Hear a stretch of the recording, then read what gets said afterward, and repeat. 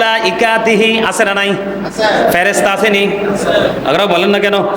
ও কুতুবিহি, কথা বলেন।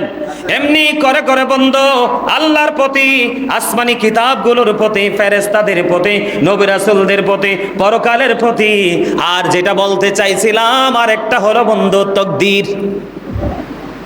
মানুষ কিন্তু অভাবে পড়লে, ব্যবসার মধ্যে কোনো ধস আসলে, ইনকামের মধ্যে কোনো ধরনের পোকা টোকা ধরলে মানুষ কিন্তু ঈমান কি করে ফেলে? নষ্ট করে ফেলে। আপনারা শুনছেন কিনা জানি না, আমার জীবনে একাধিকবার শুনছি বন্ধু। অনেকেই বলে, বলবো নি, অনেকেই বলে আল্লাহ কি শুধু আমারই দেহে আর কি কেউ রে দেহে না?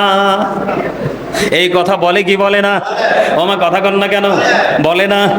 ওই বোকা, তুমি কেন বোঝো না?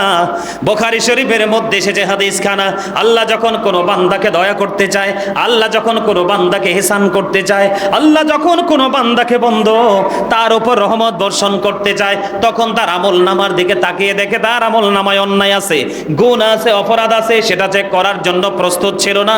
সমাজ, তার সঙ্গ, তারে শয়তান ধোঁকা দিয়ে কাজটা করিয়েছে। কিন্তু আল্লাহ ওই অপরাধীকে তো ভালোবেসে ফেলেছে, পছন্দ করে ফেলেছে, আদর করে আদরের বান্দা হিসেবে কবুল করে নিয়েছে।